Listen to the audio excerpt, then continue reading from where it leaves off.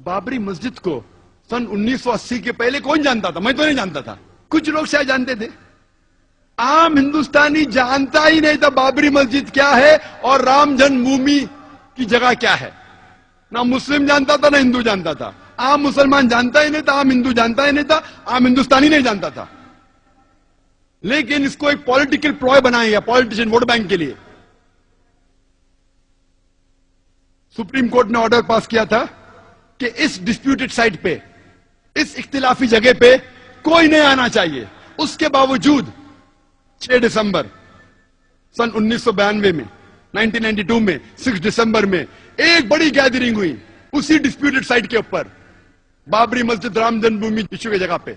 Order था supreme court का, सबसे हाईएस्ट अथॉरिटी इस मुल्क की, नो गैदरिंग। तो भी गैदरिंग हुई। कौन गैदरिंग किया?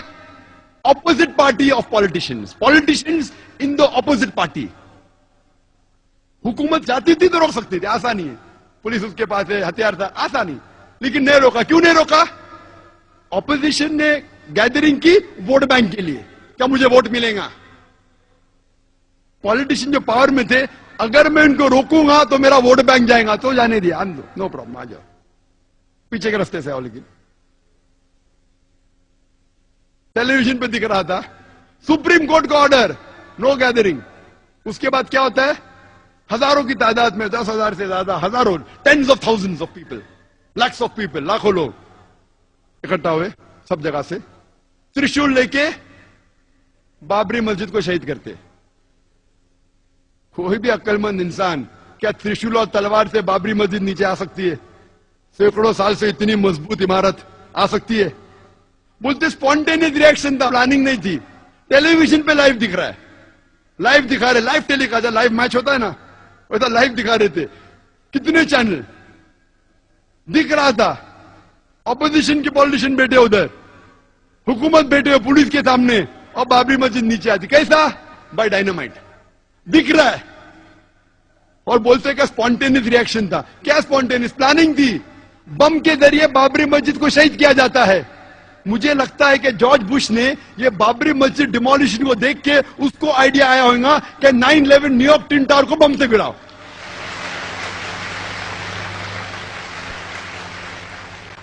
नाइन 11 पे मुझे ज्यादा तकरीर नहीं करने का है, वो 9/11 तो इतना बड़ा, कम से कम 10 तकरीर कर सकता हूं मैं 9/11 के ऊपर, जॉर्ज बुश के ऊपर। लेकिन मुझे लगता है उसको आइडिया मिली बाबरी मस्जिद से। जिस तरीके से बाबरी मस्जिद को बम से गिराया गया और कहा गया कि स्पॉन्टेनियस रिएक्शन था, उसी तरीके से बम से गिराया ट्विन टावर को और कहा गया कि प्लेन ने मारा। चाहे तो इंशाल्लाह क्वेश्चन आंसर में टाइम रिया तो कहूंगा। क्या होता है? इमीडिएट सारे हिंदुस्तान में दंगे फसाद होते। दंगे फसाद होने के बाद एक्शन का रिएक्शन होता है, हजारों लोग मारे जाते हैं, हजारों लोग का कत्ल होता है सारे हिंदुस्तान में, अक्सर मुसलमान। और खुसूसन बॉम्बे में बाबरी मस्जिद डिमोलिश की कौन जिम्मेदार? कोई भी आम आदमी जिसको थोड़ी भी अकल है वो कहेगा नंबर 1 रिस्पॉन्सिबल, सबसे ज्यादा जिम्मेदार ऑपोजिशन पॉलिटिशियन जिनने गैदरिंग की सुप्रीम कोर्ट के खिलाफ। नंबर 2 जिम्मेदार जो पॉलिटिशियंस पावर में थे, वो रोक सकते थे लेकिन नहीं रोका। क्यों? वोट बैंक जाएगा, उसके वजह दंगे फसाद होते। दंगे फसाद में पुलिस चाहती दंगे फसाद को रोक सकती। आप कोई भी सीनियर पुलिस ऑफिसर से पूछिए, मैं तो बहुत से पुलिस ऑफिसर से बात कर चुका हूं इधर और बाहर भी, कोई भी सीनियर पुलिस ऑफिसर से पूछिए, दंगे फसाद को रोकना तो आसान सी बात है। जैसा शुरू हुआ विदिन अ फ्यू आवर्स, चंद घंटों में रोका जा सकता है। अगर कम पुलिस फोर्स है तो रिजर्व फोर्स को बुलाओ। टेररिस्ट अटैक्स को रोकना बहुत मुश्किल है, कुछ रोक सकते, सब नहीं। सब रोकना नामुमकिन है 100%, कुछ को रोक सकते। दंगे फसाद 100% रोकना आसान है अगर पुलिस फोर्स चाहे तो। लेकिन जो पुलिस चाहती भी रोकना नहीं रोक सकती थी। क्यों? क्योंकि उनको पॉलिटिशियन का दबाव था। पुलिस फोर्स तो फाइनली गवर्नमेंट के अंदर आती ना, होम मिनिस्टर के अंडर। वो पुलिस ऑफिसर चाहता भी था बेगुनाह मुसलमान का कत्ल ना हो, फिर भी कुछ नहीं कर सकता। क्यों? उसके सिर के ऊपर पॉलिटिशियन है। दंगे फसाद होते हैं बंबई में, 1500 मुसलमान का कत्ल होता है। मोर देन 90-95% जिनका कत्ल होता मुसलमान होते हैं। 1800 से ज्यादा घायल होते हैं बॉम्बे राइट्स में। इवन पार्टीशन के वक्त भी बॉम्बे में इतना बड़ा दंगा फसाद है, जिस तरीके से ये दंगे फसाद हुए, और पुलिस चाहती रोक सकती थी, नहीं रोकी। हजारों बेगुनाह लोग की कत्ल हुआ। थोड़ा पहले रिएक्शन था दिसंबर में, उसके बाद जनवरी में एक हफ्ते बाद जो वापिस था, प्लान था पूरा। It was plan, hand in glove. कौन जिम्मेदार दंगे फसाद का? वही लोग। नंबर 1 ऑपोजिशन पॉलिटिशियन, जो लोग ने बाबरी मस्जिद में गैदरिंग की। नंबर 2 जो पॉलिटिशियन पावर में थे, उनने वो गैदरिंग को अलाउ किया, नहीं रोका वोट बैंक की वजह से। नंबर 3 आम जनता। आम जनता को बहकाया गया कि लूट मार करो। आम जनता, मेरे नजदीक इस हिंदुस्तान में आम हिंदुस्तानी, आम हिंदू, आम मुस्लिम एक दूसरे से मोहब्बत करता है। मेरे नजदीक मेरे कई हिंदू दोस्त हैं। आम हिंदुस्तानी, आम हिंदू मुसलमान एक दूसरे से मोहब्बत करते हैं। ये पॉलिटिशियन लोग चिंगारी लगाते हैं वोट बैंक के लिए, और बेगुनाह लोग को बहकाते हैं और उनके जरिए राइट्स करते हैं। हम आम जनता हिंदुस्तान की इन पॉलिटिशियन के बहकावे में नहीं आना चाहिए। नंबर 3 रिस्पॉन्सिबल आम जनता, जो बेवकूफ बन जाती है। नंबर 4 पुलिस, जो रोक सकती थी नहीं रोकी। जो लोग रोकना चाहते थे भी नहीं रोक सकते। क्यों? उनका ट्रांसफर हो जाएगा। जब इतने मुसलमान मरे तो गवर्नमेंट सोचने लगी अभी वोट बैंक मुस्लिम की जाएंगी, बड़ी छोटी है, तो क्या की? 1 जज कमीशन, श्री कृष्ण कमीशन को अपॉइंट किया। भाई डरो मत, जो भी जिम्मेदार है वो गिरफ्तार होंगे। और कायम करते 1 जज कमीशन श्री बी.एन. कृष्ण को, श्री बी.एन. श्री कृष्ण को श्री कृष्णा कमीशन। और मुझे कहना पड़ेगा बिलाशुबा कि जस्टिस श्री कृष्णा वो एक डिवाउट हिंदू है, हिंदू धर्म का पालन करते हैं, लेकिन साथ साथ वो एक जस्ट और अपराइट इंसान है। साथ साथ वो एक ईमानदार और अदल के इंसान है, नागरिक है। हमें गर्व है उसके ऊपर। जस्टिस श्री कृष्णा अकेला 1 मैन कमीशन, वो क्या करता है? वो तहकीक करने लगता है कि जिम्मेदार कौन है। रिपोर्ट बनाते 2 वॉल्यूम में। पहले वॉल्यूम में कहां हमले हुए, क्यों हुए, क्या। दूसरे वॉल्यूम में कौन कौन जिम्मेदार थे। श्री कृष्णा कहते हैं, जस्टिस श्री कृष्ण, मैं नहीं कह रहा हूं, जस्टिस श्री कृष्णा कहते हैं कि ये राइट्स के जिम्मेदार, it was pre planned by the opposition politicians of Maharashtra. अपने रिपोर्ट में लिखते नंबर 1 रिस्पॉन्सिबल शिवसेना बाल ठाकरे। मैं नहीं कह रहा हूं, श्री कृष्णा के, justice Shri Krishna. Number 2 the politicians in power, they could have stopped it. जो पॉलिटिशियंस पावर में थे वो रोक सकते थे, लेकिन नहीं रोका। नाम लिख के कहता है, माशाल्लाह, गट्स है उसके पास, हिम्मत है उसके पास, जस्टिस श्री कृष्णा। मैं उसको कांग्रेचुलेट करता हूं, अकेला मैन। मैंने कोशिश किया कि आज उनको स्टेज के ऊपर चीफ गेस्ट जैसा बनाऊं, लेकिन मैंने दावत बहुत लेट दी, और कोई जस्टिस को भी कोशिश की, लेकिन लेट मुझे ध्यान आया कि एक को चीफ गेस्ट बना सकते थे। कई प्रोग्राम में काफी जस्टिस आ चुके हैं। वो लिखता है कि रूलिंग पार्टी, शरद पवार भी रिस्पॉन्सिबल है। मैं नहीं कहता हूं, justice Shri Krishna. Defence minister और चीफ मिनिस्टर सुधाकर राव, वो भी रिस्पॉन्सिबल, नाम लेके लिख रहा है। मानना पड़ेगा उस शख्स को, दाद देता हूं मैं उसकी। अल्हम्दुलिल्लाह सुम्मा अल्हम्दुलिल्लाह, अल्लाह उसकी हिफाजत करे।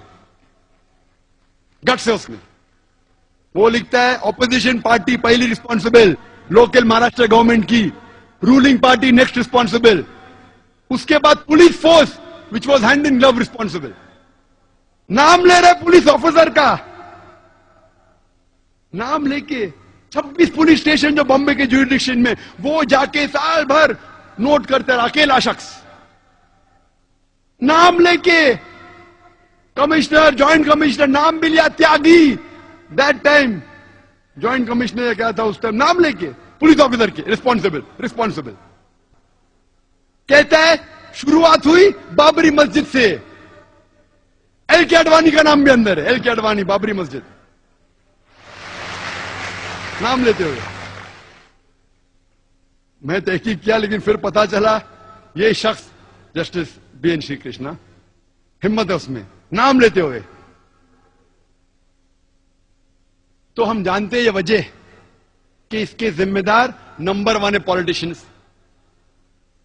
इसीलिए हम मुसलमान को इंडियन जुडिशरी सिस्टम पे गर्व है, हमें फख्र है इंडियन जुडिशरी सिस्टम पे।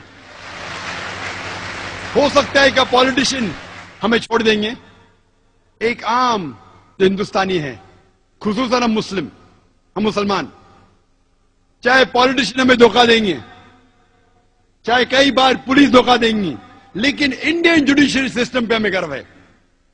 और हम दुआ करते हैं अल्लाह से, क्या ये जुडिशरी सिस्टम को पॉलिटिशियन की भनक ना लगे, वरना खुदा इस देश को बचा सकता है। बॉम्बे राइट्स के बाद जो दिसंबर 92 में हुआ था और जनवरी 93 में, 2 महीने बाद 12 मार्च 1993 में होता है बॉम्बे में serial bomb blast.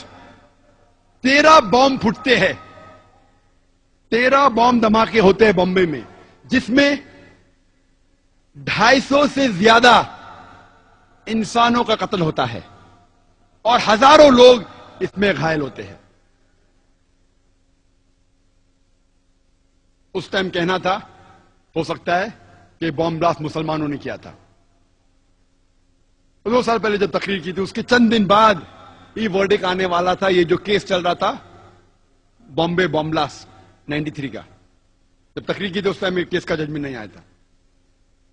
Justice Shri Krishna कहते हैं कि ये bomb blast was a reaction, और ये बॉम्ब ब्लास्ट के पहले और राइट्स के बाद जनवरी फरवरी 1993 में माहौल बंबई में मुसलमान के लिए बहुत गंभीर था।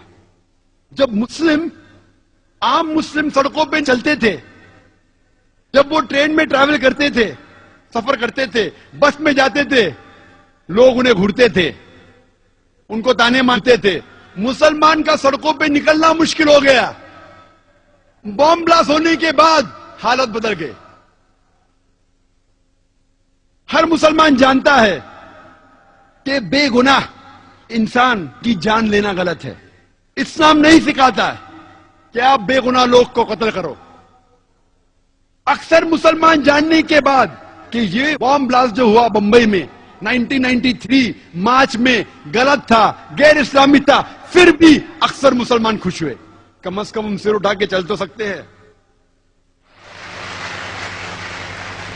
जस्टिस श्री कृष्णा कहते it was a reaction of the Muslims.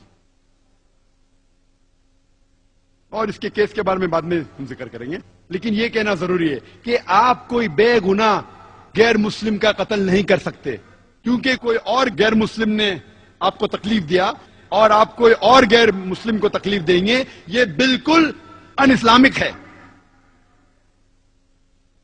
ये जो 250 लोग मरे बंबई में बॉम्ब ब्लास्ट के जरिए, उसका जिम्मेदार कौन लोग? वही लोग जो बाबरी मस्जिद के अंदर ऑपोजिशन पार्टी ने जो गैदरिंग की, नंबर 1। नंबर 2, क्यों ऑपोजिशन ने की? वोट बैंक के लिए। नंबर 2, पॉलिटिशियन जो पावर में थे जानबूझ के नहीं रोका, नहीं तो सीट चले जाएंगी, वो रिस्पॉन्सिबल है। नंबर 3, आम जनता जो पॉलिटिशियन के बहकावे में आ गई। नंबर 4, जो पुलिस रोक सकती थी नहीं रोकी। नंबर 5, जो लोग ने राइट्स किए दिसंबर 92 और जनवरी 93 में, वो लोग रिस्पॉन्सिबल थे। महाराष्ट्र के पॉलिटिशियन, रूलिंग एंड ऑपोजिशन, वही लोग, सदर सबके पॉलिटिशियंस।